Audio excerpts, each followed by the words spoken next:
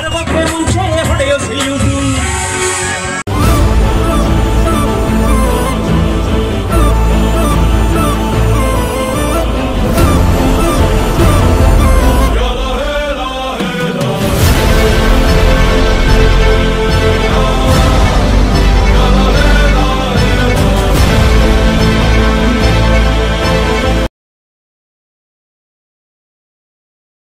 ಈ ಭಾಗದ ಮುಖಂಡರುಗಳು ನೀವು ಕೇಳಿರ್ಬೋದು ಉಚ್ಮಾಸ್ತೇಗೌಡರು ಅಂತ ಹೇಳಿ.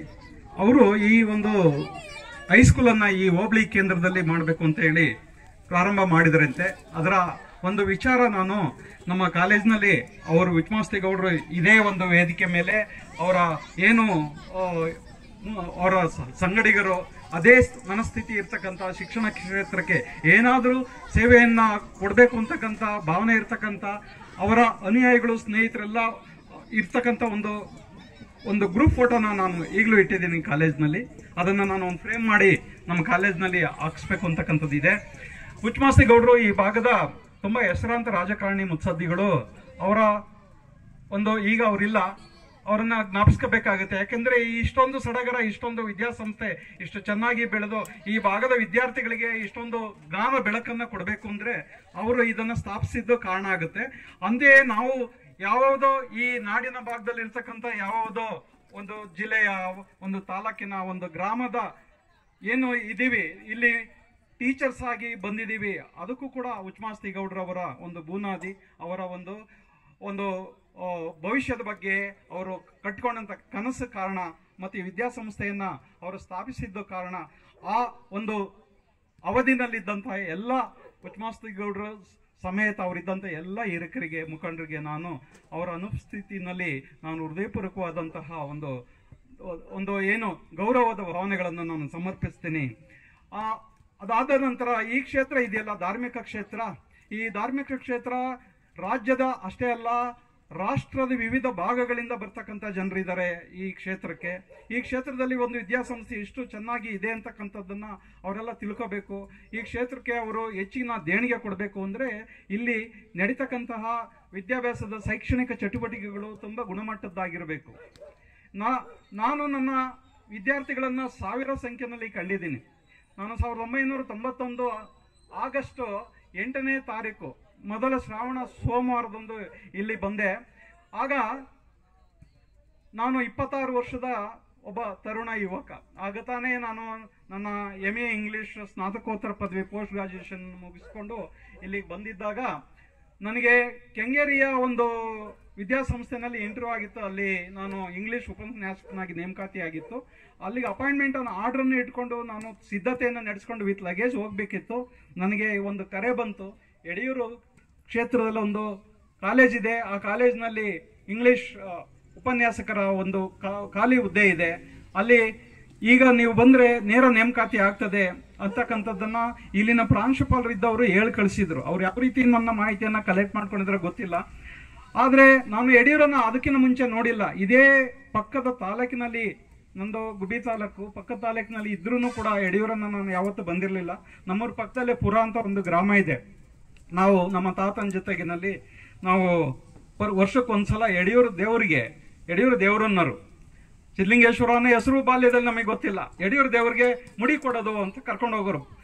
ಪುರ ಅಂತ ಗ್ರಾಮದಲ್ಲಿ ಸಿದ್ಧಲಿಂಗೇಶ್ವರನ ದೇವಸ್ಥಾನ ಇದೆ. ಆ ಗ್ರಾಮದಲ್ಲಿ ನಾವು ಮುಡಿ ಕೊಡಕ್ಕೆ ಹೋಗ್ತಿದ್ವು.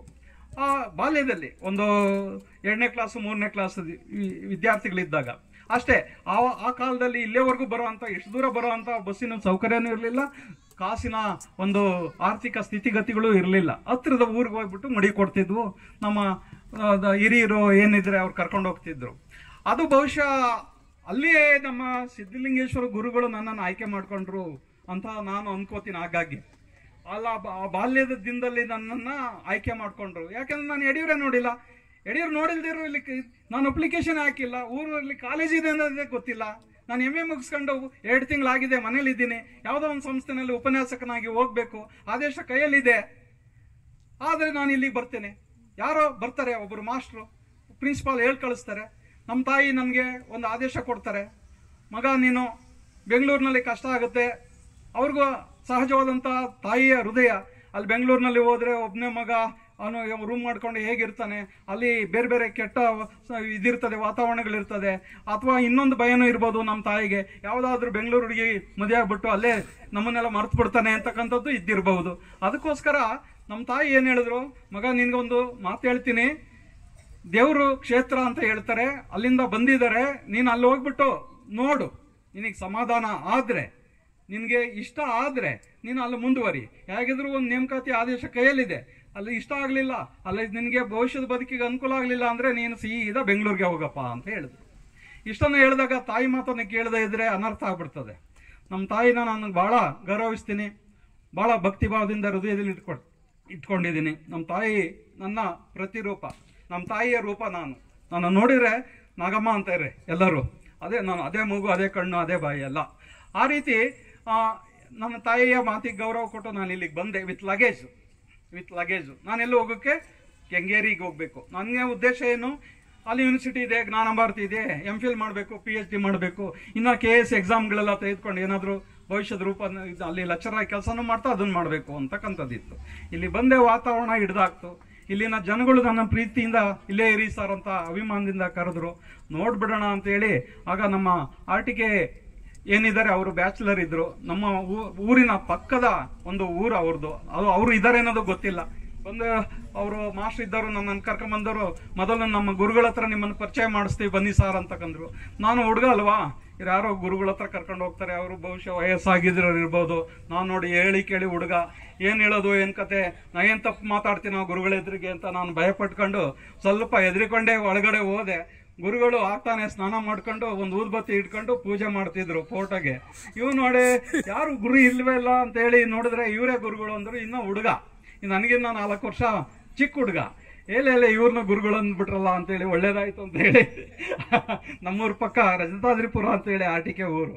ನಾವಿಬ್ರು ಅಪ್ರತಿಮ ಸ್ನೇಹಿತರಾದವು, ಒಂದೇ ರೂಮ್ನಲ್ಲಿ ಬ್ಯಾಚುಲರ್ಸು. ನೀವು ಊಹೆ ಮಾಡ್ಕೋಬಹುದು ನಮ್ಮ ನಗೆ, ನಮ್ಮ ಆಟಗಳು, ಪಾಠ ಮಾಡೋದು, ಅಲ್ಲಿ ರೂಮ್ನಲ್ಲಿ ಇದ್ಕೊಂಡು ತಮಾಷೆ ಆಡೋದು, ಸಿನಿಮಾ ನೋಡೋದು, ಎಲ್ಲಾದ್ರೂ ಹೊರಗಡೆ ಹೋಗಿ ಊಟ ಮಾಡ್ಕೊಂಬರೋದು, ಈ ರೀತಿ ಎಲ್ಲ ನಮ್ಮ ಆ ಒಂದು ಬ್ಯಾಚುಲರ್ ಲೈಫನ್ನು ಚೆನ್ನಾಗಿ ಎಂಜಾಯ್ ಮಾಡೋಕ್ಕೆ ನಮಗೆ ಸಾಥ್ ಕೊಟ್ಟಂಥ RTK ಕೆಂಪಯ್ಯನವ್ರಿಗೆ ನಾನು ಆತ್ಮೀಯವಾಗಿ, ನಾನು ಹೃದಯಪೂರ್ವಕವಾಗಿ ಈ ದಿನ ನಾನು ಅವರನ್ನು ತುಂಬ ಅಭಿಮಾನದಿಂದ ಅವರನ್ನು ಸ್ಮರಿಸ್ತೀನಿ, ಅವ್ರಿಗೆ ಕೃತಜ್ಞತೆಯನ್ನು ಹೇಳ್ತೀನಿ.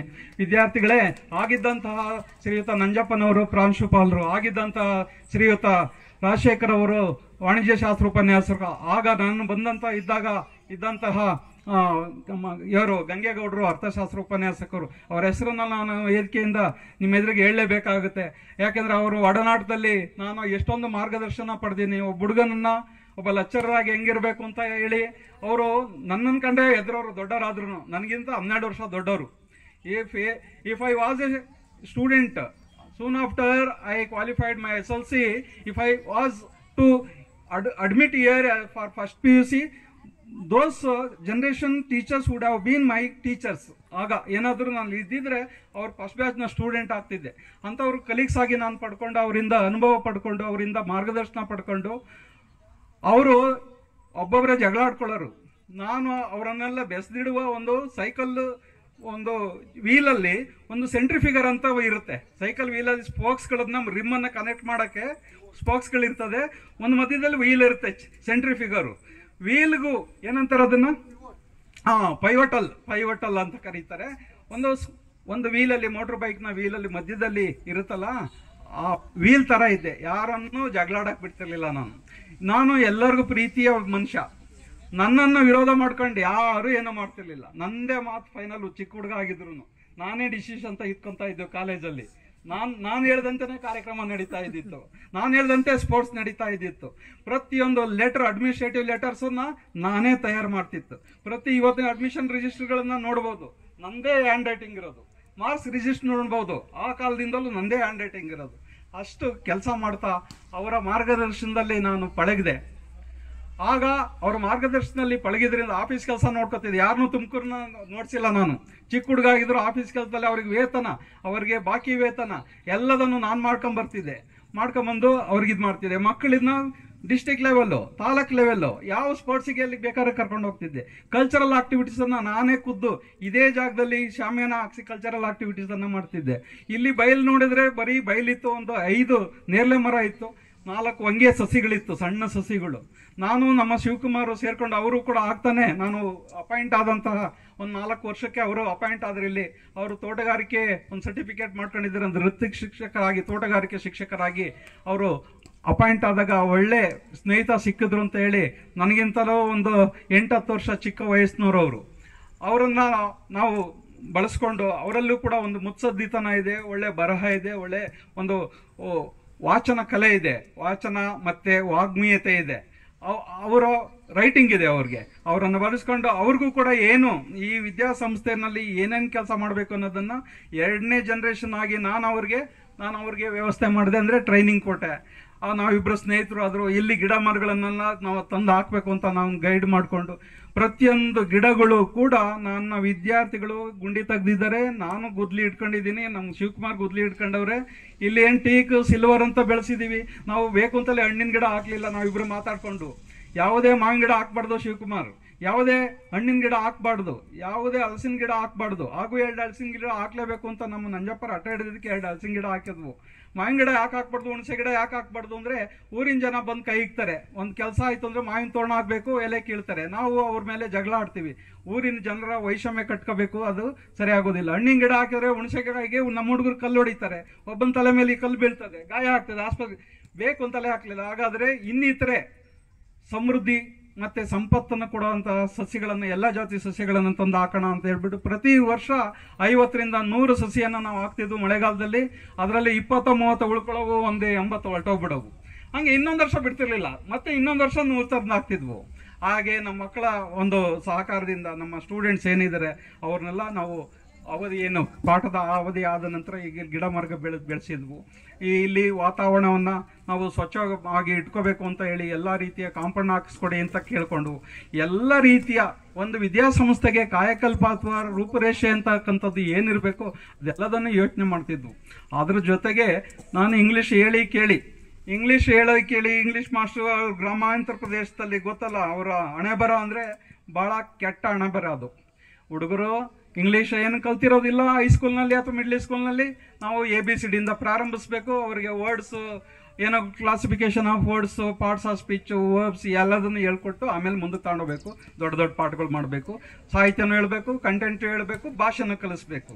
ಪಾಪ ಆ ಮಕ್ಕಳಿಗೆ ಅವ್ರದ್ದೇನು ತಪ್ಪಿಲ್ಲ.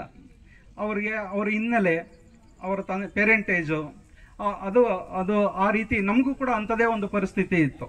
ಅದೇನೋ ನಾವು ಇಂಗ್ಲೀಷನ್ನು ಹೇಗೋ ಕಲ್ತ್ಕೊಂಡು ಇಂಗ್ಲೀಷ್ MA ಅಂತ ಮಾಡಿಕೊಂಡು ಬಂದು ನಾವು ಅಷ್ಟೊಂದು ಕಷ್ಟಪಟ್ಟು ಕಲ್ತಿದ್ದೀವಿ. ಈ ಮಕ್ಕಳಿಗೆ ಅದೇ ರೀತಿಯ ಒಂದು ಇದಾಗಬಾರ್ದು, ಇವ್ರಿಗೆ ಏನಾದರೂ ಸಹಾಯ ಮಾಡೋಣ ಅಂತ ಹೇಳಿ ಎಷ್ಟು ಸಾಧ್ಯ ಆಗುತ್ತೆ ಅಷ್ಟು ನಮ್ಮ ಶಕ್ತಿ ಎಷ್ಟಿದೆ ಅಷ್ಟನ್ನು ನಾನು ಹೇಳಿ ಈ ಮಕ್ಕಳಿಗೆ ಇಂಗ್ಲೀಷನ್ನು ಕಲಿಸೋವಂಥ ಪ್ರಯತ್ನ ಮಾಡಿದ್ದೀನಿ. ಆ ಮಕ್ಕಳು ಚೆನ್ನಾಗಿ ಕಲ್ತಿದ್ದಾರೆ, ಈ ವಿದ್ಯಾಸಂಸ್ಥೆಗೆ ನನಗೆ ಹೆಸರನ್ನು ತಂದಿದ್ದಾರೆ. ಅವರು ಕೂಡ ಹಲವಾರು ಕ್ಷೇತ್ರದಲ್ಲಿ ಒಳ್ಳೆಯ ಹೆಸರಾಂತ ಸ್ಥಾನದಲ್ಲಿ ಇದ್ದಾರೆ. ಅದು ನನಗೆ ತುಂಬಾ ಸಂತೋಷವನ್ನು ತರ್ತದೆ. ಈ ಮಕ್ಕಳನ್ನು, ಈ ಕಲಿತ ಮಕ್ಕಳು, ಕಲಿದೇ ಇರೋ ಮಕ್ಕಳನ್ನು ಸಮಾನವಾಗಿ ಕಾಣುವಂಥ ವ್ಯಕ್ತಿತ್ವ ನಂದು.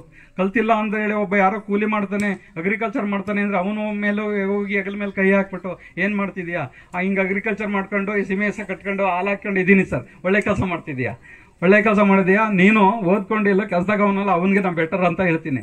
ಅವನು ಸಿಕ್ಕಿದಾಗ ಅವನಿಗೆ ಒಂದು ಉಮೇದ್ ಬರೋಂಗೆ, ಅವನ ಒಂದು ಕೀಳರಿಮೆ ಇಲ್ದಂದೆ ಆಗೋಂಗೆ ಅವನಿಗೆ ಮಾತಾಡಬೇಕು ಅಂತಕ್ಕಂಥ ಕಾರಣಕ್ಕೆ ಹಂಗೆ ಹೇಳ್ತೀನಿ. ಯಾರೋ ಜಯಣ್ಣ ಅಲ್ಲಿ ಎಲ್ಲೋ ಬೆಸ್ಕಾಮಲ್ಲಿ ಸೀನಿಯರ್ ಅಕೌಂಟ್ಸ್ ಆಫೀಸರ್ ಆಗಿದ್ದಾರೆ ಅಂತ ಹೇಳಿ ಅವ್ರಿಗೆ ಸಿಕ್ಕಿದಾಗ ಅವ್ರ ಮೇಲೆ ಹೆಗಲ ಮೇಲೆ ಕೈ ಹಾಕಿ ಅವ್ರಿಗೆ ಶಬಾಸ್ಗಿರಿ ಹೇಳಿ, ಒಳ್ಳೆ ಕೆಲಸ ಮಾಡಿದ್ಯಾ, ನೀನು ನಿನ್ನ ಕುಟುಂಬಕ್ಕೆ ಹೊಸ ತಿರುವನ್ನು ಕೊಟ್ಟಿದ್ಯಾ, ನಿನ್ನ ನೆಕ್ಸ್ಟ್ ಜನರೇಷನ್ ಮಕ್ಕಳೆಲ್ಲ ಎಜುಕೇಟೆಡ್ ಆಗ್ತಾರೆ, ಒಳ್ಳೆ ಉತ್ತಮವಾದ ಕೆಲಸ ಮಾಡಿದ್ಯಾ ಅಂತ ಅವ್ರಿಗೆ ಹೇಳಿದ್ದೀನಿ. ತಂದೆ ತಾಯಿಗಳಿಗೆ ಮನೇಲಿ ಉಳ್ಕೊಂಡಂಥ ಮಕ್ಳಿಗೂ ಕೂಡ ವ್ಯವಹಾರ ಮಾಡ್ಕೊಂಡು ಚೆನ್ನಾಗಿದೆಯಾ, ಅಪ್ಪ ಅಮ್ಮ ನೋಡ್ಕೊತೀಯಾ, ಪುಣ್ಯ ಕೆಲಸ ಮಾಡ್ತಿದ್ಯಾ, ಅದರಿಂದ ನೀನು ಒಳ್ಳೆ ಕೆಲಸ ಮಾಡ್ತಿದ್ಯಾ ಅಂತ ಹೇಳಿದ್ದೀನಿ. ಯಾವ ಮಕ್ಕಳು ಕೂಡ ಕೆಟ್ಟವರಲ್ಲ. ಯಾವ ಮಕ್ಕಳು ಯಾವ ಮಕ್ಕಳು ದೋಷ ಹೊಂದಿರೋರಲ್ಲ. ನಾವು ಅವರನ್ನು ನಡೆಸ್ಕೊಳ್ಳೋ ರೀತಿ, ಅವ್ರಿಗೆ ಮಾರ್ಗ ಹೇಳುವ ರೀತಿ, ಒಂದು ಜೀವನದ ದಾರಿಯನ್ನು ತೋರಿಸೋ ರೀತಿ ಮೇಲೆ ಅವರು ಕೆಡೋದು ಅಥವಾ ಹಾಳಾಗೋದು ಇರುತ್ತೆ. ತಂದೆ ತಾಯಿಗಳಿಗೆ ನಾನು ವಿನಂತಿ ಮಾಡ್ತೀನಿ, ಮಕ್ಕಳನ್ನ ನೀವು ಮಾಸ್ಟರ್ಗಳನ್ನು ಚೆನ್ನಾಗಿ ವಿಧೇಯತೆಯಿಂದ ನಡ್ಕೊಳ್ಳಿ, ಹೋಗಿ ಕ್ಲಾಸ್ಗೆ ಹೋಗಿ, ಮಾಸ್ಟರ್ಗಳಿಗೆ ವಿರುದ್ಧವಾಗಿ ಏನು ಮಾತಾಡಬೇಡಿ, ಚೆನ್ನಾಗಿ ಕಲೀರಿ. ಕಲ್ದೇ ಇದ್ರೂ ಪರವಾಗಿಲ್ಲ, ಪಾಸ್ ಆಗದೇ ಇರೋ ಪರವಾಗಿಲ್ಲ, ಮಕ್ಕಳು ಮಾಸ್ಟರ್ಗಳಿಗೆ ಗೌರವ ಕೊಡಬೇಕು, ವಿಧೇಯತೆಯಿಂದ ಇರಬೇಕು ಅಂತಕ್ಕಂಥ ಕಿವಿ ಮಾತನ್ನು ತಂದೆ ತಾಯಿಗಳು ಹೇಳಬೇಕು. ಯಾಕೆಂದರೆ ಮಾಸ್ಟರ್ ಇರೋದು ಯಾವ ಮಕ್ಕಳನ್ನು ದ್ವೇಷಿಸಕ್ಕಲ್ಲ, ಮಾಸ್ಟರ್ ಇರೋದು ಮಕ್ಕಳನ್ನ ಪ್ರೀತಿಸೋದಕ್ಕೆ, ಅವ್ರ ಬದುಕಿನಲ್ಲಿ ಏನಾದರೂ ಒಂದು ಹೊಸ ದಾರಿಯನ್ನು, ಹೊಸ ಬೆಳಕನ್ನು ಕೊಡಲಿಕ್ಕೆ ಸದಾ ಮಿಡಿತಾ ಇರ್ತದೆ. ಮಕ್ಕಳಿಗೆ ನಾವು ಬೈತೀವಿ, ಹೊಡೆಯೋದು, ಬೈಯೋದು, ರೇಗೋದು, ಅವರನ್ನು ಏ ಕತ್ತೆ, ಏ ಹಂದಿ, ಏ ನಾಯಿ ಅಂತ ಹಿಂಗೆಲ್ಲ ತುಂಬಾ ತುಚ್ಛವಾಗಿ ಕ್ಲಾಸ್ ರೂಮ್ನ ಸಿಚುವೇಶನಲ್ಲಿ ಬೈದಿದ್ದೀವಿ. ಆದರೆ ಅದ್ರ ಹಿಂದೆ ಅಪಾರವಾದ ಪ್ರೀತಿ ಇರುತ್ತೆ, ಕಳಕಳಿ ಇರುತ್ತೆ, ಕನ್ಸರ್ನ್ ಇರುತ್ತೆ. ಅದನ್ನು ಅರ್ಥ ಮಾಡ್ಕೋಬೇಕು ಮಕ್ಕಳು. ಎಲ್ಲ ಮಕ್ಕಳು ಬುದ್ಧಿ ತಿಳ್ಕೊಬೇಕಾಗಿರೋರು ಬಸ್ಸು ಹೋಗುತ್ತೆ ಅಂತ ಹೊರಟೋಗ್ಬಿಟ್ಟಿದ್ದಾರೆ. ಬುದ್ಧಿ ತಿಳ್ಕೊಂಡಿರೋರಿಗೆ ಮಾತಾಡ್ದಂಗೆ ಅನ್ನಿಸ್ತಾ ಐತೆ. ಅದರಿಂದ ಮಾತು ವ್ಯರ್ಥ ಆಗುತ್ತೆ, ಕಡಿಮೆ ಮಾಡ್ತೀನಿ. ನನ್ನ ಹಿರಿಯ ವಿದ್ಯಾರ್ಥಿಗಳಿಗೆ ನಾನು ವಿಶೇಷವಾದಂತಹ ಥ್ಯಾಂಕ್ಸನ್ನು ಹೇಳ್ತೀನಿ. ಅವರು ಒಳ್ಳೆ ಅನುಭವಿ ವ್ಯಕ್ತಿಗಳಾಗಿದ್ದಾರೆ. ಅವ್ರು ಹೇಳ್ತಾರೆ, ಸರ್ ಟೀಚರ್ ಅಂದರೆ, ಗುರುಗಳು ಅಂದರೆ ನೀವೊಬ್ಬರೇ ನೆನಪಿಗೆ ಬರ್ತೀರಾ ಅಂತ ಹೇಳ್ತಾರೆ. ಯಾಕ್ರಪ್ಪ ಹಿಂಗೆ ಹೇಳ್ತೀರಾ? ಬೇರೆಯವರೆಲ್ಲ ಗುರುಗಳಲ್ವೇನ್ರು? ಒಬ್ಬ ವಿದ್ಯಾರ್ಥಿ ಜೀವನದಲ್ಲಿ 30 ಕನಿಷ್ಠ ಒಂದು ಪೋಸ್ಟ್ ಗ್ರಾಜುಯೇಷನ್ ಮಾಡ್ತಾನೆ ಅಂದರೆ 30 ಜನ ಶಿಕ್ಷಕರು ಬಂದಿರ್ತಾರೆ. 30 ಮೆಂಬರ್ಸ್ ಬಂದಿರ್ತಾರೆ. 1ನೇ ಕ್ಲಾಸಿಂದ 4ನೇ ಕ್ಲಾಸ್ಗೆ 3 ಜನ, 5ನೇ ಕ್ಲಾಸಿಂದ 7ನೇ ಕ್ಲಾಸ್ಗೆ ಅಲ್ಲೊಂದು 4 ಜನ, 8ರಿಂದ 10ನೇ ಕ್ಲಾಸ್ಗೆ ಅಲ್ಲೊಂದು 8-10 ಜನ, PUCನಲ್ಲಿ ಒಂದು 8-10 ಜನ, ಮತ್ತೆ BA-ನಲ್ಲಿ ಒಂದು 10-12 ಜನ ಬಂದ್ಬಿಡ್ತಾರೆ. ಕನಿಷ್ಠ 30 ಜನ ಮೇಷ್ಟ್ರು ಬರ್ತಾರೆ. ಈ ಹುಡುಗರು ಹೇಳ್ತಾರೆ, ಯಾಕೆ ಇಷ್ಟೊಂದು ಸುಳ್ಳು ಹೇಳ್ತಾರೆ ಅಂತ ನನ್ಗನ್ಸುತ್ತೆ ದೀಪು. ಯಾಕೆ ಇಷ್ಟೊಂದು? ಮಾಸ್ಟ್ರು ಅಂದರೆ ಗೋವಿಂದರಾಜ್ ಸರ್ ಅಷ್ಟೇ ಜ್ಞಾಪಕ ಬರ್ತೀರಿ, ಯಾರು ಬರಲ್ವೇ ಅಂತ. ಯಾಕೆ ಅಂತ ಹೇಳ್ತಾರೆ. ನನಗೆ ಸುಳ್ಳು ಹೇಳ್ತಾರೆ ಅಂತ ಅನ್ಸುತ್ತೆ. ಎಲ್ಲ ಮಾಸ್ಟ್ರೇನೆ, ಎಲ್ಲರಿಗೂ ಅದೇ ಚಿಂತನೆ ಇರುತ್ತೆ. ಇವರು ಪ್ರೀತಿಸಿರಲ್ಲ ಅಷ್ಟೇನೆ. ನನ್ನ ಜಾಸ್ತಿ ಪ್ರೀತಿಸಿರೋದ್ರಿಂದ, ನನ್ನನ್ನು ಜಾಸ್ತಿ ಗೌರವಿಸಿರೋದ್ರಿಂದ ಈ ಮಾತುಗಳು ಅವ್ರ ಹೃದಯದಿಂದ ಬಾಯಿಗೆ ಬಂದು ಬಾಯಿಂದ ಈ ರೀತಿ ವ್ಯಕ್ತ ಆಗ್ತದೆ ಅಂತ ಹೇಳಿ ನಾನು ಅರ್ಥ ಮಾಡಿಕೊಂಡೆ. ಈ ಮಾಸ್ಟ್ರುಗಳು ಈ ಮಕ್ಕಳನ್ನ ಪ್ರೀತಿಸಿರಲ್ಲ. ಈ ಮಕ್ಕಳು ಅವ್ರನ್ನ ಯಾಕೆ ಇಷ್ಟಪಟ್ಟಿರಲ್ಲ ಅಂದರೆ, ಮಾಸ್ಟ್ರುಗಳು ಈ ಮಕ್ಕಳನ್ನ ಪ್ರೀತಿಸಿರೋದಿಲ್ಲ. ಈ ಮಕ್ಕಳನ್ನ, ಹಳ್ಳಿ ಮಕ್ಕಳನ್ನ ಪ್ರೀತಿಯಿಂದ ಮಾತಾಡಿಸಿದ್ರೆ ಆ ಕ್ಷಣದಿಂದಲೇ ಆ ಹಳ್ಳಿ ಮಕ್ಕಳು ನಮ್ಮನ್ನು ಇಷ್ಟಪಡೋಕ್ಕೆ ಶುರುವಾಗ್ತಾರೆ. ನಮ್ಮನ್ನು ಇಷ್ಟಪಟ್ಟರೆ ಆಗೋಯ್ತು. ನಾವು ಟೀಚ್ ಮಾಡುವಂತಹ ಕಡಿಮೆ ಪ್ರಮಾಣ ಟೀಚಿಂಗ್ ಆಗಿದ್ರು ಕೂಡ ಆ ಮಕ್ಕಳು ಅದು ದೊಡ್ಡ ಪ್ರಮಾಣದಾಗುತ್ತೆ, ದೊಡ್ಡ ಜ್ಞಾನವಂತರಾಗ್ತಾರೆ. ಅದು ಇಷ್ಟ ಆಗಿ ಶುರುವಾಗುತ್ತೆ. ನಾನು ಇಷ್ಟ ಆಗಿದ್ದೀನಿ ಅಂದರೆ ನಾನು ಪಾಠ ಮಾಡೋವಂಥದ್ದು, ನಾನು ಟೀಚ್ ಮಾಡೋವಂಥದ್ದು ಇಂಗ್ಲೀಷ್ ಕಷ್ಟ, ಹೇಳಿ ಕೇಳಿ ರೂರಲ್ ಸ್ಟೂಡೆಂಟ್ಸ್ಗೆ ವೆರಿ ಡಿಫಿಕಲ್ಟ್. ಆದರೂ ಕೂಡ ಆ ಹಾರ್ಡ್ ಕೋರನ್ನು ಅವರು ಬ್ರೇಕ್ ಮಾಡಿಬಿಟ್ಟು ಅದನ್ನು ಓವರ್ಕಮ್ ಮಾಡಿ ಚಾಲೆಂಜ್ ಆಗಿ ತೆಗೆದುಕೊಂಡು ಅದನ್ನು ಈಸಿಯಾಗಿ ಪಾಸ್ ಮಾಡಿ ಗೆಟ್ ಥ್ರೂ ಆಗಿಬಿಡ್ತಾರೆ ಎಕ್ಸಾಮಿನೇಷನಲ್ಲಿ. ಕಾರಣ ಇಷ್ಟೇ, ಅವರು ಅದನ್ನು ಟೀಚ್ ಮಾಡೋ ಮೇಷ್ಟ್ರನ್ನ ಪ್ರೀತಿಸ್ತಾರೆ. ಟೀಚ್ ಮಾಡೋ ಮೇಷ್ಟ್ರನ್ನ ಪ್ರೀತಿಸಿರೋ ಆಗೋಯ್ತು ಮಕ್ಕಳಿಗೆ ಸುಲಭ. ಆ ಸಬ್ಜೆಕ್ಟ್ ಅವ್ರಿಗೆ ಪ್ರೀತಿಸೋಕ್ಕೆ ಸಬ್ಜೆಕ್ಟ್ ಸಿಗುತ್ತೆ. 2ನೇ ಹಂತ ಅದು. ಆ ಸಬ್ಜೆಕ್ಟ್ ಇಷ್ಟ ಆಗ್ಬಿಡುತ್ತೆ. ಅದು ಕೆಮಿಸ್ಟ್ರಿ ಆಗಿರಲಿ, ಮ್ಯಾಥ್ಸ್ ಆಗಿರಲಿ. ಮ್ಯಾಥ್ಸ್ ಟೀಚ್ ಮಾಡುವಂಥ ಮೇಷ್ಟ್ರನ್ನ ವಿದ್ಯಾರ್ಥಿ ಪ್ರೀತಿಸಿದ್ರೆ ಮ್ಯಾಥ್ಸು ಪ್ರೀತಿಸಕ್ಕೆ ಶುರುವಾಗ್ತಾನೆ. ಹಾಗೆ ಈಸಿ ಆಗುತ್ತೆ. ಅದೇ ಒಂದು ಪವಾಡ ಅಥವಾ ಅದೇ ಒಂದು ಅನುಭವ ನನ್ನ ಮಕ್ಕಳಲ್ಲಿ, ನಾನು ಕಲಿಸಿದಂಥ ನನ್ನ ಸ್ಟೂಡೆಂಟ್ಸಲ್ಲಿ ಆಗಿದೆ. ಆದ್ದರಿಂದ ಅವರು ನನ್ನನ್ನು ಪ್ರೀತಿಸಿದ್ದಾರೆ. ಆದ್ದರಿಂದಲೇ ಅವರು ಕಲ್ತಿರೋದನ್ನು ಅವರು ಚೆನ್ನಾಗಿ ಕಲ್ತಿದ್ದಾರೆ ನನ್ನಿಂದ. ನಾನು ಅಂತ ಏನೋ ಇಂಗ್ಲೀಷ್ನಲ್ಲಿ ಮಹಾನ್ ಮೇಧಾವಿ ಅಲ್ಲ. ನಾನು ಕಲಿಸಿರೋದು ಅಲ್ಪ ಸ್ವಲ್ಪನೇ.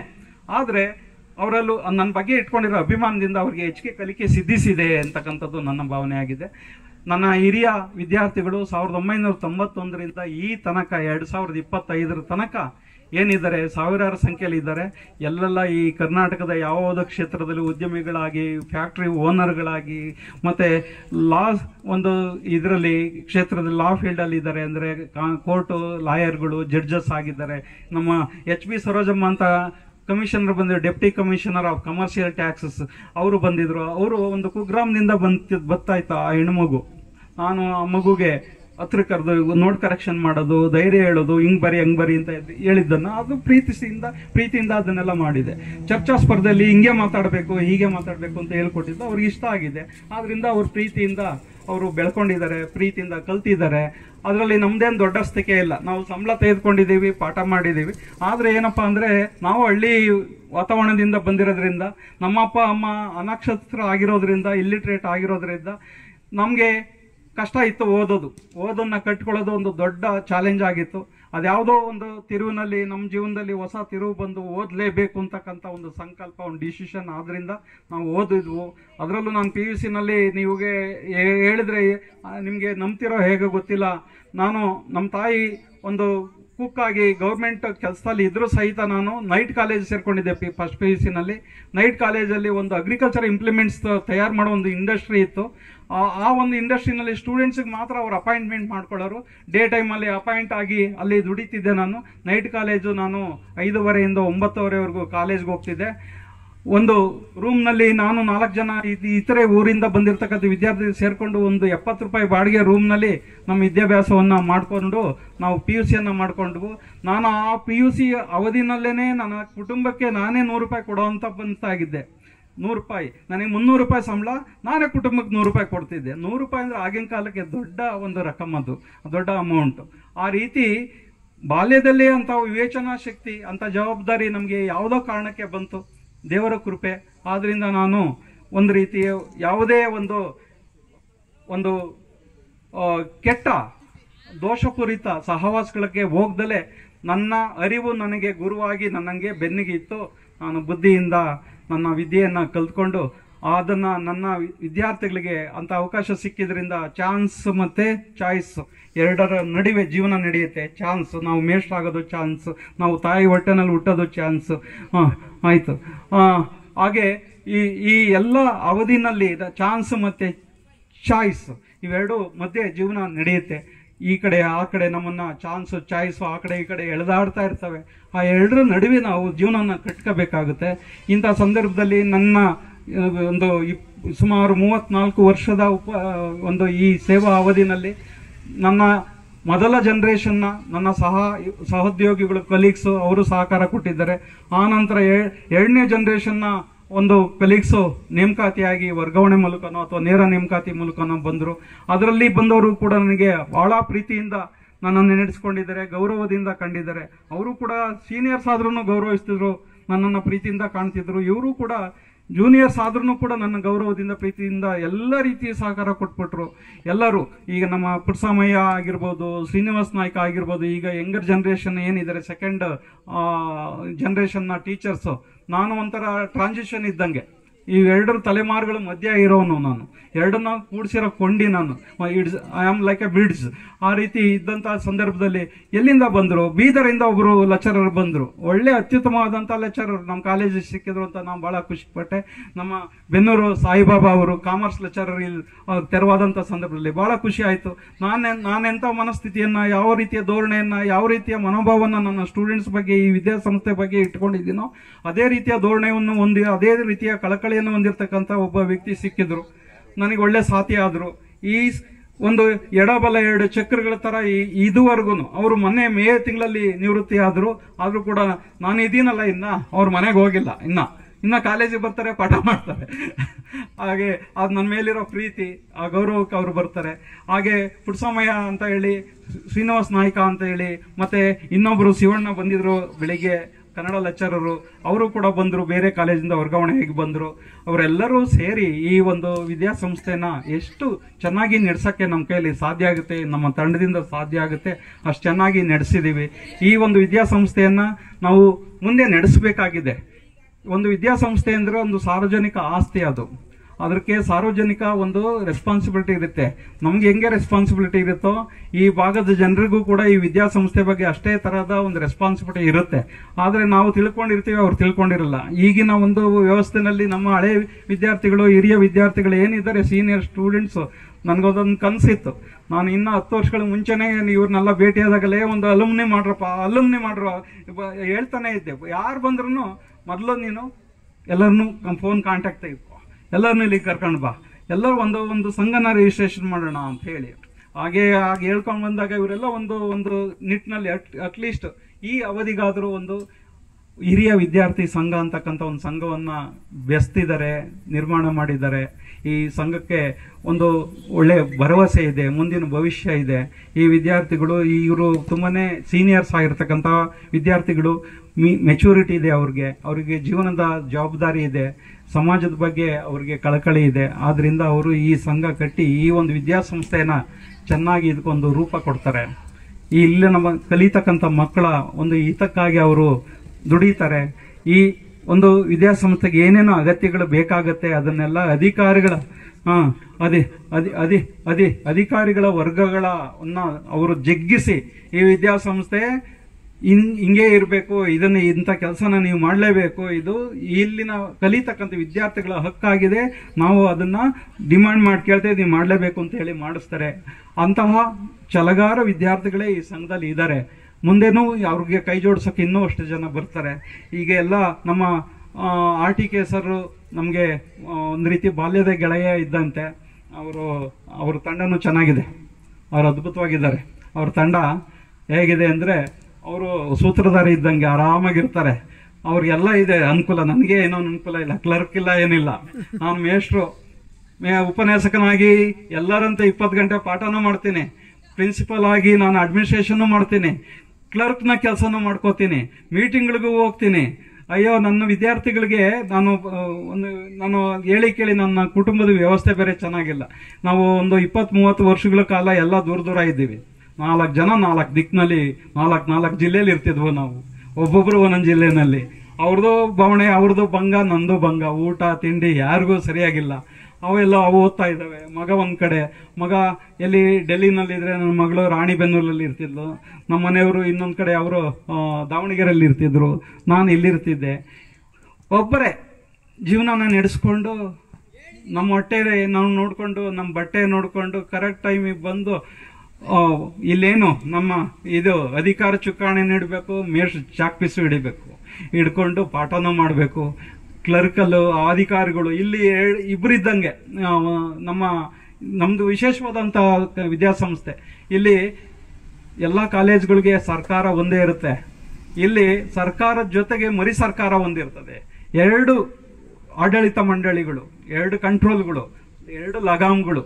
ಇಲ್ಲಿ ಲೆಕ್ಚರರ್ಗಳಿಗೆ 2 ಲಗಾಮ್ ಇರುತ್ತೆ, ಪ್ರಿನ್ಸಿಪಾಲ್ ಆದವರಿಗೆ 2 ಲಗಾಮ್ ಇರುತ್ತೆ. ಆ ಲಗಾಮ್ಗಳು ಹೆಂಗಿರ್ತದೆ ಅಂದ್ರೆ, ಈ ಕಡೆ ನಮ್ಮ ಧಾರ್ಮಿಕ ದತ್ತಿ ಇಲಾಖೆಯವರು ಈ ಸಂಸ್ಥೆ ಕಟ್ಟಿರೋರು ಅವರು ಕಂಟ್ರೋಲ್ ಮಾಡ್ತಾರೆ, ಅವರು ನಮ್ಮನ್ನ ಹಿಡಿತಾರೆ, ನಮ್ಗೆ ಎಲ್ಲ ಕೇಳ್ತಾರೆ, ಅವ್ರು ಕೇಳಿದ ಮಾಹಿತಿಗಳನ್ನು ಕೊಡ್ಬೇಕು, ಅವ್ರಿಗೇನು ತೃಪ್ತಿ ಆಗುವಂತ ವ್ಯವಸ್ಥೆಗಳನ್ನ ಅಥವಾ ಏನು ವಿಶದವಾಗಿ ಅವ್ರನ್ನ ಕನ್ವಿನ್ಸ್ ಮಾಡಬೇಕು.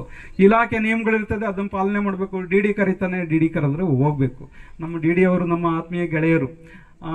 ಯಾವ DDನೂ ಅಷ್ಟೇನೆ. ಅದು ಯಾಕೆ ಗೊತ್ತಿಲ್ಲ, ಸುಮಾರು 8-10 ಜನ DD ಬಂದ್ರು ಅವರು ಒಂದು ತಟ್ಟೆ ಊಟ ಮಾಡಬೇಕು ಅನ್ನೋ ಮಟ್ಟಕ್ಕೆ ಅವ್ರ ಪ್ರೀತಿನ ಕೊಡೋರು ನನಗೆ. ಇವರು ಅಷ್ಟೇನೆ, ನಾವು ಒಟ್ಟಿಗೆ ಒಂದೇ ತಟ್ಟೆಲಿ ಊಟ ಮಾಡಿದ್ದೀವಿ. ಆದರೆ ನಾನು ನಿಷ್ಠುರವಾದಿ. ಒಂದು ಮೀಟಿಂಗು, ನಾನು ಉಪನ್ಯಾಸಕ, ಒಂದು ಜಿಲ್ಲಾ ಅನುದಾನಿತ ನೌಕರ ಸಂಘ ಅಂತ ಇದೆ, ಒಂದು ಸಂಘ, ಜಿಲ್ಲೆಗೆ ಒಂದು ನೌಕರ ಸಂಘ ಇದೆ, ಅನುದಾನಿತ ಸಂಸ್ಥೆಗಳ ನೌಕರ ಸಂಘ. ಅಲ್ಲಿ ಪ್ರಾಂಶುಪಾಲರು ಬರ್ತಾರೆ, ಉಪನ್ಯಾಸಕರು ಬರ್ತಾರೆ, ಬೋಧಕ ಸಿಬ್ಬಂದಿ ಇದ್ರೆ, ಕ್ಲರಿಕಲ್. ಅಯ್ಯೋ, ನನ್ನ ವಿದ್ಯಾಸಂಸ್ಥೆ ನಮ್ಮ ಕಾಲೇಜ್ ನಡೆಸ್ಕೊಂಡು ಹೋದ್ರೆ ನೀವು ಅಧ್ಯಕ್ಷರಾಗಬೇಕು ಅಂತ ಹಠ ಮಾಡಿಬಿಟ್ಟು ಅಧ್ಯಕ್ಷನ ಸ್ಥಾನದಲ್ಲಿ ಕುಂಡಿಸ್ಬಿಟ್ರು. ನಾನು ಯಾವ ಒಂದು ಅಧಿಕಾರ ಅಥವಾ ಯಾವುದಕ್ಕೂ ಓದನಲ್ಲ. ನನ್ನ ಕಾಲೇಜ್ ಆಯ್ತು, ನಾನಾಯ್ತು. ಕಳೆದ ವರ್ಷ ಅದರಲ್ಲಿ ಕುಂಡಿಸೋದು ಅದೊಂದು ಜವಾಬ್ದಾರಿ. ಇದ್ರ ಜೊತೆಗೆ ಮನೆ, ಈ ಕಾಲೇಜು, ಉಪನ್ಯಾಸಕ, ಮತ್ತೆ ಇದನ್ನೆಲ್ಲ ನಿಭಾಯಿಸಕ್ಕೆ ಇನ್ನೊಂದು ಜವಾಬ್ದಾರಿ ಬಂದ್ಬಿಡ್ತು. ಅಂಥದ್ರಲ್ಲೂ ಅಷ್ಟೊಂದು ಜನ ಏನು ವಿವಿಧ ಸುಮಾರು 84 ಅನುದಾನಿತ ಕಾಲೇಜುಗಳಿದೆ ನಮ್ಮ ಜಿಲ್ಲೆನಲ್ಲಿ. 84 ಅನುದಾನಿತ ಕಾಲೇಜುಗಳು ನೌಕರರಿದ್ದಾರೆ. ಸುಮಾರು ಎಷ್ಟು 260 ನೌಕರರುಗಳಿದ್ದೀವಿ ನಾವು. 260 ಜನ ನೌಕರರುಗಳ ಎಲ್ಲರೂ ಪ್ರೀತಿಸುವಂಥ ವ್ಯಕ್ತಿ ಆಗಿದ್ದೀರಾ ನೀವು ಅಧ್ಯಕ್ಷ ಆಗಬೇಕು ಅಂತ ಹಠ ಹಿಡಿದಿದ್ದಕ್ಕೆ ಅವ್ರ ಪ್ರೀತಿಗೆ ಮಣಿದು ಅದನ್ನು ವಹಿಸ್ಕೊಂಬಿಟ್ಟೆ. ಅಲ್ಲಿ ಎಷ್ಟೋ ಕಾರ್ಯಕ್ರಮಗಳು ಮಾಡಬೇಕಾಗಿ ಬಂತು. ಇಂಥ ಕಾರ್ಯಕ್ರಮಗಳು ಒಂದು 10 ಮಾಡಿದ್ದೀವಿ ಅಲ್ಲಿ ಸಂಘದಲ್ಲಿ. ರಾಜ್ಯ ಮಟ್ಟದ ಕಾರ್ಯಕ್ರಮ ಮಾಡಿದ್ವು ಅಲ್ಲಿ ಎಲ್ಲ ಕಾಲೇಜುಗಳ ಸಮಾವೇಶದಲ್ಲಿ. ಏನೋ ಈಗ ಕಾಲೇಜಲ್ಲಿ ಏನೋ ಕಾರ್ಯಕ್ರಮ ಮಾಡಬೇಕು ಅಂದ್ರೆ ಅಂಗಭಂಗ ಮಾಡಿ ಏನೋ ಮಾಡೋಣ ಅಂತ ನಾನು ಬಿಡೋದಿಲ್ಲ. ಇವ್ರಿಗೆಲ್ಲ ನಾನು ಏನು ಜೀವ ತಿಂದುಬಿಡ್ತೀನಿ. ಇದು ಹಿಂಗೆ ಆಗಬೇಕು, ಮಕ್ಕಳಿಗೆ ಊಟ ಉಪಹಾರನೂ ಮಾಡಬೇಕು, ಹಿಂಗೆ ವೇದಿಕೆಯನ್ನು ಸಿದ್ಧ ಮಾಡಬೇಕು, ಮಕ್ಕಳು ಹಿಂಗೆ ತಯಾರಿ ಮಾಡಬೇಕು. ಒಂದು 2-3 ದಿನ ಇವ್ರಿಗೆಲ್ಲ ನಾನು ಜವಾಬ್ದಾರಿ, ಅವರು ಬೇಸರ ಮಾಡ್ಕೋತಾ ಇರ್ತಾರೆ. ಇದು ಸಿಲೆಬಸ್ ಇದೆ, ಟೆಸ್ಟ್ ಇದೆ, ಇವರು ಬೇರೆ ಇದನ್ನ ಹೇಳ್ತಾ ಇದ್ದಾರೆ. ಒಂದ್ರ ಮೇಲೆ ಒಂದು ಕನಿಷ್ಠ ಒಂದು ವರ್ಷಕ್ಕೆ ಒಂದು 18ರಿಂದ 20 ಕಾರ್ಯಕ್ರಮ ಮಾಡ್ತೀವಿ ನಾವು. ಎಲ್ಲ ಜಯಂತಿಗಳು, ಎಲ್ಲ ಒಂದು ಕುವೆಂಪು ಆಗಲಿ, ವಿವೇಕಾನಂದ ಜಯಂತಿ ಆಗಲಿ, ಅಥವಾ ಪರಿಸರ ದಿನ ಆಗಲಿ, ಯೋಗ ದಿನ ಆಗಲಿ, ಅದ್ಭುತವಾಗಿ ಕಾರ್ಯಕ್ರಮಗಳು ಮಾಡ್ತೀವಿ. ಅದ್ರ ಜೊತೆಗೆ ರಿಸೋರ್ಸ್ ಪರ್ಸನ್ಸ್ನೆಲ್ಲ ಕರ್ಕೊಂಡ್ಬಂದು ಇಲ್ಲಿ ಮಕ್ಕಳಿಗೆ ಒಂದು ಉಪದೇಶ ಮಾಡೋದು, ಯಾವುದಾದ್ರು ಕೌನ್ಸಿಲಿಂಗ್ ಮಾಡಿಸೋದು, ಮತ್ತೆ ಪರ್ಸನಾಲಿಟಿ ಡೆವಲಪ್ಮೆಂಟ್ ಒಂದು ಸ್ಪೀಚನ್ನು ಕೊಡಿಸೋದು, ಇದನ್ನು ಮಾಡ್ತೇವೆ. ಅಂಥದಕ್ಕೆಲ್ಲ ನಾವು ಇವ್ರ ಸಹಕಾರ ಬೇಕಾಗುತ್ತೆ. ನನ್ನ ಕಲೀಗ್ಸ್ ಏನಿದ್ದಾರೆ ಎಲ್ಲ ಒಳ್ಳೆಯ ಗೆಳೆಯರು, ಸಂಭಾವಿತರು, ತುಂಬ ಹಾರ್ಡ್ ವರ್ಕರ್ಸ್. ಅವರು ತುಂಬ ಚೆನ್ನಾಗಿ ನನ್ನನ್ನು ನಡೆಸ್ಕೊಂಡಿದ್ದಾರೆ, ಗೌರವಿಸಿದ್ದಾರೆ. ನನ್ನ ಕೆಲಸದಲ್ಲಿ ನನ್ನ ಮನಸ್ಸಿಗೆ ಪ್ರೀತಿ ಆಗೋ ರೀತಿಯಲ್ಲಿ ನಡ್ಕೊಂಡು ಈ ಕಾಲೇಜಿನ ಮಕ್ಕಳು, ಈ ಕಾಲೇಜಿನ ಏನೋ ಅಭ್ಯುದಯಕ್ಕೆ ಅವರು ಶ್ರಮ ಪಟ್ಟಿದ್ದಾರೆ. ಅವ್ರ ಕೋಪರೇಷನ್ನು, ಅವರ ಒಂದು ಸಹಭಾಗಿತ್ವ, ಕೋಆರ್ಡಿನೇಷನ್ ಇಲ್ಲ ಅಂದಿದ್ರೆ ನಾನು ಈ ರೀತಿಯ ಒಂದು ಎಲ್ಲ ಕೆಲಸಗಳನ್ನು ಮಾಡೋಕ್ಕಾಗ್ತಿರ್ಲಿಲ್ಲ. ಆದ್ದರಿಂದ ಅವರಿಗೆ ವಿಶೇಷವಾಗಿ ಎಲ್ಲರಿಗೂ ನಾನು ಥ್ಯಾಂಕ್ಸನ್ನು ಹೇಳಬೇಕು. ಅವ್ರು ಕೊಟ್ಟಿದ್ದ ಸಹಕಾರಕ್ಕೆ ನಾನು ಚಿರಋಣಿಯಾಗಿದ್ದೀನಿ, ಕೃತಜ್ಞನಾಗಿದ್ದೀನಿ. ಅವ್ರ ಪ್ರೀತಿಗೂ ಕೂಡ ನಾನು ಋಣಿಯಾಗಿದ್ದೀನಿ. ಅವ್ರ ಪ್ರೀತಿ, ಅವ್ರ ವಿಶ್ವಾಸವನ್ನು ನಾನು ಸದಾ ನನ್ನ ಒಂದು ಲೈಫ್ ಟೈಮಲ್ಲಿ ಒಂದು ಅವಿಸ್ಮರಣೀಯ ಒಂದು ಅನುಭವ ಅಂತ ಹೇಳಿ ಅದನ್ನು ಯಾವಾಗಲೂ ನಾನು ಅನುಋಣಿಸ್ಕೋತೀನಿ, ಅಂದರೆ ಯಾವಾಗಲೂ ಫೀಲ್ ಮಾಡ್ತೀನಿ. ಹಾಗೆ ನಮ್ಮ ಹೈಸ್ಕೂಲ್ನಲ್ಲಿ ಇತರೆ ಸಹ ಶಿಕ್ಷಕರು ಇದ್ದಾರೆ, ಅವರು ಕೂಡ ಚೆನ್ನಾಗಿ ಪ್ರೀತಿಯಿಂದ ನನ್ನನ್ನು ಕಂಡಿದ್ದಾರೆ, ಕೋಆಪ್ರೇಟ್ ಮಾಡಿದ್ದಾರೆ. ಅವ್ರಿಗೂ ಕೂಡ ರಮೇಶ್ ಆಗಿರ್ಬೋದು, ಎಸ್ ರಾಧಾ ಅಂತ ಹೇಳಿ ಮೇಡಮ್ ಇದ್ದಾರೆ, ಇಂಗ್ಲೀಷ್ ಮೇಡಮ್, ಅವರಾಗಿರ್ಬೋದು, ದೀಪಕ್ ಅಂತ ಇದ್ದಾರೆ, ಅವರು ಮ್ಯಾಥಮೆಟಿಕ್ಸ್ ಮಾಸ್ಟ್ರು, ಇನ್ನೊಬ್ಬರು ಸೈನ್ಸ್ ಮಾಸ್ಟರ್ ರಮೇಶ್ ಅಂತ ಇದ್ದಾರೆ. ಎಲ್ಲರೂ ಕೂಡ ಚೆನ್ನಾಗಿ ನನ್ನನ್ನು ನಡೆಸ್ಕೊಂಡಿದ್ದಾರೆ, ಪ್ರೀತಿಸಿದ್ದಾರೆ. ಮಕ್ಕಳಂತೂ ಈಗ ಇರೋವಂಥ ಮಕ್ಕಳು, ಹಿಂದೆ ಓದಿದಂಥ ಮಕ್ಕಳು, ಎಲ್ಲ ಬ್ಯಾಚಿನ ಮಕ್ಕಳು, 2002, 2003, 2004, 2005 ಆದರೆ ಹಿಂದೆ ಇರ್ತಕ್ಕಂಥ ಮಕ್ಕಳು ಎಲ್ಲರೂ ಪ್ರೀತಿಸುವಂಥ ಮಕ್ಕಳೇ ಇದ್ದಾರೆ. ಈ ಯಡಿಯೂರಿನ ಯಾವ ಭಾಗಕ್ಕೆ ಹೋದ್ರು, ಯಾವ ಅಂಗಡಿಗೆ ಹೋದ್ರು ಅಲ್ಲಿ ನನ್ನ ಸ್ಟೂಡೆಂಟೇ ಇರ್ತಾನೆ. ಈ ಪಂಚಾಯತಿನಲ್ಲಿ ಇರ್ತಕ್ಕಂಥ ಎಲ್ಲ ಮೆಂಬರ್ಸು, ಅಧ್ಯಕ್ಷರು ಎಲ್ಲ ನನ್ನ ಸ್ಟೂಡೆಂಟ್ ಇದ್ದಾರೆ. ಇದರಲ್ಲಿ ಬ್ಯಾಂಕಲ್ಲಿ ಹೋದರೆ ಅಲ್ಲೂ ಸ್ಟೂಡೆಂಟ್, ಎಲ್ಲೋದ್ರೂ ನನ್ನ ಸ್ಟೂಡೆಂಟ್ಸ್. ಇನ್ನೇನು ಭಯ ನನಗೆ ಅಲ್ವಾ? ಅದೇ ನನ್ನ ಶಕ್ತಿ, ಅದೇ ನನ್ನ ಎಲ್ಲ ರೀತಿಯ ಒಂದು ಸೌಭಾಗ್ಯ. It is my wealth and asset. My students R my wealth. They are all the way in my life. They are my asset. ಅವರನ್ನು ನಾನು ನನ್ನ ಆಸ್ತಿ ಅಂತ ಹೇಳಿ ಪರಿಗಣಿಸ್ತೀನಿ. ನನ್ನ ಮಕ್ಕಳನ್ನ ಪ್ರೀತಿಸೋದಕ್ಕಿಂತ ಹೆಚ್ಚಾಗಿ ನನ್ನ ಸ್ಟೂಡೆಂಟ್ಸನ್ನು ಮತ್ತು ಈ ಊರಿನ ಜನರನ್ನು, ಈ ಸ್ಥಳವನ್ನು ಪ್ರೀತಿಸಿದ್ದೀನಿ. ಅದಕ್ಕಾಗಿ ನನಗೆ ಊರಿನ ಜನ, ಪೋಷಕರು, ಈ ಒಂದು ಸ್ಥಳ ನನ್ನನ್ನು ಚೆನ್ನಾಗಿ ನಡೆಸ್ಕೊಂಡಿದೆ. ಅವರೆಲ್ಲರಿಗೂ ನಾನು ಋಣಿಯಾಗಿದ್ದೀನಿ. ನನ್ನ ವಿದ್ಯಾಸಂಸ್ಥೆ ಇದೆಯಲ್ಲ, ನಾನು ಕೇಳಿದ್ದನ್ನು ಎಲ್ಲದನ್ನು ಕೊಟ್ಟಿದೆ. ಸ್ವಲ್ಪ ತಡ ಮಾಡಿರ್ಬೋದು, ಸ್ವಲ್ಪ ವಿಳಂಬ ಮಾಡಿ ನನಗೆ ಸತಾಯಿಸಿರ್ಬೋದು, ಆದರೆ ಅವರು ನನ್ನನ್ನು ಸಂಭಾವಿತ ರೀತಿಯಲ್ಲಿ ನಡೆಸ್ಕೊಂಡಿದ್ದಾರೆ. ನನಗೆಲ್ಲ ಸೌಕರ್ಯಗಳನ್ನು ಕೇಳಿದ್ದನ್ನು ಕೊಟ್ಟಿದ್ದಾರೆ, ಗೌರವಿಸಿದ್ದಾರೆ. ಇವತ್ತು ನಾನು ಹೋದರೆ ನನಗೆ ವಿಶೇಷವಾದ ಗೌರವ ಸಿಗ್ತದೆ. ಅವಾಗಿಂದನೂ ನಾನು 26 ವರ್ಷದ ಹುಡುಗ ಇದ್ದಾಗಿಂದನೂ ಈಗ 60 ವರ್ಷದ ಮುದುಕ ಅಂತ ಅನ್ನೋಣ. 60 ವರ್ಷದ ಮುದುಕ ಆಗಿದ್ದೀನೋ ಹೆಂಗ ಗೊತ್ತಿಲ್ಲ. ಈ ವಯಸ್ಸಿನಲ್ಲೂ ಕೂಡ ನನಗೆ ಅದೇ ಪ್ರೀತಿ, ಅದೇ ಗೌರವವನ್ನು ನಮ್ಮ ಆಡಳಿತ ಮಂಡಳಿಯವರು, ಶ್ರೀ ಸಿದ್ಧಲಿಂಗೇಶ್ವರ ಸ್ವಾಮಿ ಕ್ಷೇತ್ರದವರು ಕೊಟ್ಟಿದ್ದಾರೆ. ಅವ್ರಿಗೂ ಕೂಡ ನಾನು ಹೃದಯಪೂರ್ವಕವಾಗಿ ನನ್ನ ಕೃತಜ್ಞತೆಯನ್ನು, ಅಭಾರತವನ್ನು ನಾನು ಸಲ್ಲಿಸ್ತೀನಿ. ನಾನು ಒಂದು ಇದರಲ್ಲಿ ಮೀಟಿಂಗಲ್ಲಿದ್ದೆ, ನಮ್ಮ DD ಅವರಿಗೆ ಕೂತ್ಕೊಂಡಿದ್ರು, ಈಗೆಲ್ಲ ಸಾಲಿಗೆ ಕೂತ್ಕೊಂಡಿದ್ದೆ. ಅವ್ರಿಗೊಂದು ಗುಣ ಇದೆ, ಯಾವುದೇ ಒಂದು ಮೀಟಿಂಗ್ ಆಗಿರಲಿ, ಅದು ಸರ್ಕಾರಿ ಕಾಲೇಜಿನ ಒಂದು ನೌಕರರ, ಉಪನ್ಯಾಸಕರ ಅಥವಾ ಪ್ರಾಂಶುಪಾಲರ ಮೀಟಿಂಗ್ ಆಗಿರಲಿ, ಮೀಟಿಂಗನ್ನು ಕರೀತಾರೆ. ನಾನು ಈ ಕಾಲೇಜಿನಿಂದ ಮೀಟಿಂಗ್ ಹೋಗ್ಬೇಕಾಗುತ್ತೆ, ಕಂಪಲ್ಸರಿ ಇರುತ್ತೆ ಮೀಟಿಂಗು. ನಾನು ಅಲ್ಲೆಲ್ಲರೂ ಕೂತಿದ್ರೆ ನೋಡ್ತಾರೆ ಅವರು, ಗೋವಿಂದಾಸ್ ಅಂತಾರೆ. ನಾನು ಅಲ್ಲಿ ಕೂತ್ಕೋಬೇಕು, ಅವ್ರ ಪಕ್ಕದಲ್ಲಿ ಕೂತ್ಕೋಬೇಕು. ಎಲ್ಲ ಮೀಟಿಂಗಲ್ಲೂ ನಾನು ಅವ್ರ ಪಕ್ಕದಲ್ಲಿ ಇರಬೇಕು. ಗೋವಿಂದರಾಜಲ್ಲಿ ಅಂತಾರೆ ಅವರು. ಆ ರೀತಿ ಗೌರವಿಸಿದ್ದಾರೆ. ಇಲಾಖೆನೂ ಗೌರವಿಸಿದೆ. ಎಲ್ಲ ಅವ್ರಿಗಿನ್ನ ಹಿಂದೆ ಕೃಷ್ಣಸ್ವಾಮಿ ಅಂತ ಇದ್ರು, ಅವ್ರಿಗಿನ್ನ ಹಿಂಚೆ ನರಸಿಂಹಮೂರ್ತಿ ಅಂತ ಇದ್ರು, ಅವ್ರಿಗಿನ್ನ ಹಿಂದೆ DD ಒಬ್ಬರಿದ್ರು, ಇವರು ರಂಗನಾಥ್ ಅಂತ ಇಲ್ಲಿ ಬಂದಿದ್ರಲ್ಲ, ರಂಗನಾಥ್ ಸಾಹೇಬ್ರು, ಅವರು JD ಆಗಿ ಪ್ರಮೋಷನ್ ಆಗಿ ಹೋದ್ರು. ಇವರೆಲ್ಲರೂ ಬಹಳ ಆತ್ಮೀಯತೆಯಿಂದ, ಸ್ನೇಹಿತನ ಥರ ನನ್ನನ್ನು, ಏನು ನನ್ನ ಮಾತು ಆಗಿ ಅವರನ್ನು ಸೆಳೀತಿತ್ತು, ಅಥವಾ ನನ್ನ ವ್ಯಕ್ತಿತ್ವ ಸೆಳೀತಿದ್ದೋ, ಅಥವಾ ಏನು ಆಕರ್ಷಣೆ ಇತ್ತೋ ಗೊತ್ತಿಲ್ಲ ನನಗೆ. ನನಗಂತೂ ನನ್ನ ಶಕ್ತಿ ನನಗೆ ಗೊತ್ತಾಗ್ತಿರ್ಲಿಲ್ಲ. ಬಟ್ ಅವರೆಲ್ಲರೂ ಚೆನ್ನಾಗಿ ನನ್ನನ್ನು ಗೌರವಿಸಿದರು. ನಾನು ಕೇಳಿದ್ದನ್ನು ಎಲ್ಲ ಅವರು ಅದೇ ಹೇಳಿದ್ರಲ್ಲ ನಮ್ಮ ಡಿ ಡಿ ಅವರು, ನೀವು ಈ ಅಧಿಕಾರಿಗಳು ಬಾಬುಗಳಿದಾರಲ್ಲ ಇವರು ಏಡೆಡ್ ಕಾಲೇಜ್ನವ್ರಿಗೆ ಅನ್ಯಾಯ ಮಾಡ್ತಾರೆ ಅಂತ ನನಗೆ ಗೂಗ್ಲಿ ಅಂತ ಕ್ರಿಕೆಟ್ನಲ್ಲಿ ಒಂದು ಇದಿರುತ್ತೆ, ಒಂದು ಟ್ರಿಕ್ ಸ್ಟ್ರಾಟಜಿ, ಬೌಲಿಂಗ್ ಸ್ಟ್ರಾಟಜಿ, ನನಗೆ ಗೂಗ್ಲಿ ಹಾಕ್ಬಿಡ್ತಾರೆ ಇವರು ಅಂತ ಓಪನ್ ಆಗಿ ಹೇಳ್ಬಿಟ್ರು. ಆ ರೀತಿ ಅಧಿಕಾರಿಗಳನ್ನು ಕೂಡ ಯಾವ ರೀತಿ ಕಂಟ್ರೋಲ್ ಮಾಡಬಹುದು ಅಂತಕ್ಕಂಥ ಒಂದು ಜಾಣ್ಮೆ, ಒಂದು ತಂತ್ರ ನನ್ನಲ್ಲಿ ಇತ್ತು. ಅಧಿಕಾರಿಗಳನ್ನ ವಿಶ್ವಾಸ ತೆಗೆದುಕೊತಿದ್ದೆ. ಅಧಿಕಾರಿಗಳು ನನಗೆ ಗೌರವ ಕೊಡೋ ರೀತಿಯಲ್ಲಿ ನನ್ನ ಮಾತಿನ ಮೂಲಕ, ನನ್ನ ವ್ಯಕ್ತಿತ್ವದ ಮೂಲಕ, ನನ್ನ ನಡೆನುಡಿನ ಮೂಲಕ ನಾನು ಮಾಡ್ತಿದ್ದೆ. ನಾನು ಒಬ್ಬಂದೇ ಕೆಲಸಕ್ಕಿಂತ ನಾನು ಜಾಸ್ತಿ ನನ್ನ ಸಹೋದ್ಯೋಗಿಗಳ ಕೆಲಸಕ್ಕೆ ನಾನು ಬಹಳ ಶ್ರಮ ಪಟ್ಟಿದ್ದೀನಿ. ನಮ್ಮೆಲ್ಲ ಸಹೋದ್ಯೋಗಿಗಳಿಗೂ ಯಾವ ವಿಪತ್ತು ಬರದಂತೆ ನೋಡ್ಕೊಂಡಿದ್ದೀನಿ. ಅವ್ರಿಗೆಲ್ಲ ಸೌಕರ್ಯ ಆಗೋಂಗೆ ನಾನು ಅಧಿಕಾರಿಗಳ ಮಟ್ಟದಲ್ಲಿ ಸ್ಟೇಟ್ ಲೆವೆಲ್ ಆಫೀಸಲ್ಲೆಲ್ಲ ಹೋಗಿ ನಾನು ಎಲ್ಲ ವ್ಯವಸ್ಥೆ ಮಾಡಿದ್ದೀನಿ. ಅವರೆಲ್ಲರೂ ನನ್ನನ್ನು ಬಹಳ ಪ್ರೀತಿಯಿಂದ ಕಾಣಲಿಕ್ಕೆ ಅದು ಒಂದು ಕಾರಣ ಇದೆ. ಅವರು ನನ್ನ ತಮ್ಮ, ನಮ್ಮ ಅಣ್ಣ ಅಂತ ನಾನು ಭಾವಿಸಿದ್ದೀನಿ. ಅದೇ ರೀತಿಯಲ್ಲಿ ಇದೊಂದು ಕುಟುಂಬ, ನಮ್ಮ ಕಾಲೇಜು ಅಂತಕ್ಕಂಥದ್ದು ಒಂದು ಕುಟುಂಬ. ಇಲ್ಲಿ ದುಡಿದ್ರೆ ನಾವು ಬೆಳಿತೀವಿ. ನಾವು ಇದೊಂದು ಫಲವತ್ತಾದ ನೆಲೆ ಇದ್ದಂತೆ. ಒಳ್ಳೆ ಬೀಜ ಹಾಕಿದ್ರೆ ಒಳ್ಳೆ ವೃಕ್ಷ ಬೆಳೆಯುತ್ತೆ, ಒಳ್ಳೆ ಹಣ್ಣು ಕೊಡುತ್ತೆ, ಒಳ್ಳೆ ಹೂ ಕೊಡ್ತದೆ. ನಾವು ಕೆಟ್ಟದನ್ನು ಬಿತ್ತಿದ್ರೆ ನಮಗೆ ಕೆಟ್ಟದನ್ನೇ ಕೊಡುತ್ತೆ, ಮುಳ್ಳಿಂದ ಚುಚ್ಚಿಸ್ಕೋತೀವಿ. ಯಾಕೆಂದ್ರೆ ಹೇಳಿದು ಪುಣ್ಯಕ್ಷೇತ್ರ ಅನುಭಾವಿ ಶ್ರೀ ಸಿದ್ಧಲಿಂಗೇಶ್ವರರು ತಪೋಭೂಮಿ, ಅವರು ನಡೆದಾಡಿದ ಜಾಗ. ಈ ಜಾಗದಲ್ಲಿ ನಾವು ತುಂಬ ಜವಾಬ್ದಾರಿಯಿಂದ ನಡ್ಕೋಬೇಕು, ಮಕ್ಕಳನ್ನು ಪ್ರೀತಿಸಬೇಕು, ಒಳ್ಳೆಯ ಪಾಠ ಮಾಡಬೇಕು. ಇಲ್ಲಿ ನಮ್ಮ ಸ್ಥಾನಮಾನಗಳನ್ನು ನಾವು ಗೌರವಿಸಿಕೊಂಡು, ನಮ್ಮ ವ್ಯಕ್ತಿತ್ವವನ್ನು ನಾವು ಕಾಪಾಡಿಕೊಂಡು, ನಾವು ಪ್ರೀತಿಯನ್ನು ಬೆಳಿಬೇಕು. ನಾನು ನನ್ನ ಏನು ಸಹೋದ್ಯೋಗಿಗಳಿಗೆ ಇದನ್ನ ಕಿವಿ ಮಾತು ಅನ್ನೋ ರೀತಿಯಲ್ಲಿ ಹೇಳ್ತಾ ಇದ್ದೀನಿ.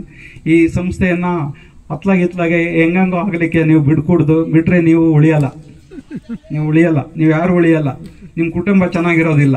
ನಾನು ಇದನ್ನ ಈ ವೇದಿಕೆಯಿಂದ ಹೇಳ್ತೀನಿ, ನಾನು ಹೇಳ್ತಿಲ್ಲ, ಸಿದ್ಧಲಿಂಗೇಶ್ವರರು ನನ್ನ ಬಾಯಿಂದ ಹೇಳಿಸ್ತಾ ಇದ್ದಾರೆ. ಆದ್ರಿಂದ ಈ ಸಂಸ್ಥೆನ ಪ್ರೀತಿಸಿ, ಇಲ್ಲಿ ಕೆಲಸಗಳನ್ನು ಹೆಚ್ಚು ಸಮಯ ಕಳೆದು ಕೆಲಸ ಮಾಡಿ, ಮಕ್ಕಳನ್ನ ಗೌರವದಿಂದ ಪ್ರೀತಿಯಿಂದ ನಡೆಸ್ಕೊಳ್ಳಿ. ಮಕ್ಕಳಿಗೆ ನಿಮ್ಮಲ್ಲಿ ಎಷ್ಟು ಚೈತನ್ಯ ಇದೆ, ಎಷ್ಟು ಶಕ್ತಿ ಇದೆ, ಎಷ್ಟು ಜ್ಞಾನ ಇದೆ, ಅದನ್ನೆಲ್ಲ ಮಕ್ಕಳಿಗೆ ದಾರಿ ಇರಲಿಕ್ಕೆ ಪ್ರಯತ್ನಿಸಿ. ಪ್ರಾಮಾಣಿಕವಾಗಿ, ಬೂಟಾಟಿಕೆ ಅಲ್ಲ, ಸೊಗಲಾಡಿತನದಲ್ಲ, ಪ್ರಾಮಾಣಿಕ. Very sincerely you must try to impart whatever the energy and whatever the knowledge that you have to the student folk. ಹಾಗೆ ಮಾಡಿದರೆ ನಿಮ್ಗೆ ಒಳ್ಳೇದಾಗುತ್ತೆ. ಯಾಕಂದ್ರೆ ಇದು ಪುಣ್ಯಕ್ಷೇತ್ರದಲ್ಲಿ ಪುಣ್ಯಕಾರಕ ಕೆಲಸ ಮಾಡಿದ್ರೆ ಮಾತ್ರ ನಾವು ಪುಣ್ಯವನ್ನು ಪಡ್ಕೋತೀವಿ, ಇಲ್ಲಾಂದ್ರೆ ಪಾಪಿಗಳಾಗ್ತೀವಿ. ಅಂತ ಒಂದು ಪರಿಸ್ಥಿತಿಗೆ ಯಾರು ಅವಕಾಶ ಮಾಡಿಕೊಡ್ಬೇಡಿ. ನನ್ನ ಎಲ್ಲ ಮುಂಬರುವ ವಿದ್ಯಾರ್ಥಿಗಳಿಗೆ ಮತ್ತೆ ನನ್ನ ಎಲ್ಲ ಪೂರ್ವದ ಅವಧಿಯ ವಿದ್ಯಾರ್ಥಿಗಳಿಗೆ, ಈಗ ಇರುವ ವಿದ್ಯಾರ್ಥಿಗಳಿಗೆ ನಾನು I owe much to them, especially the senior students who have organized this program of sending off me on my superannuation and felicitation that they have given today with full of fanfare and festive mood and festive that too the organization the receiving factor ಅದು ಅಲ್ಲಿಂದ ನನ್ನನ್ನು receive ಮಾಡ್ಕೊಂಡಿದ್ದು. ಅವ್ರು ಎಷ್ಟು ಪ್ರೀತಿ ನನಗೆ, ಅಷ್ಟು ದೊಡ್ಡವರಾಗಿದ್ದಾರೆ, 40-45 ವರ್ಷದವರು. ನನಗೂ ಅವ್ರಿಗೂ 10 ವರ್ಷ ಡಿಫ್ರೆನ್ಸ್, 10-12 ವರ್ಷ ಇರ್ಬೋದು ನನ್ನ ವಿದ್ಯಾರ್ಥಿಗಳಿಗೆ, ಇವ್ರು ಎಲ್ಲರಿಗೂ ಅಷ್ಟು ಪ್ರೀತಿಯಿಂದ ನನ್ನನ್ನು ಅವ್ರ ತಂದೆ ಸ್ಥಾನದಲ್ಲಿ ಇಟ್ಟು ನೋಡ್ತಾರೆ, ತಾಯಿ ಸ್ಥಾನದಲ್ಲಿ ಇಟ್ಟು ನೋಡ್ತಾರೆ. ನನಗೆ ಹೃದಯ ತುಂಬಿ ಬರ್ತದೆ. ನನಗೆ I miss all my students. I love you lot. Yes, thank you for your love and affection. Thank you for this program. Thank you very much.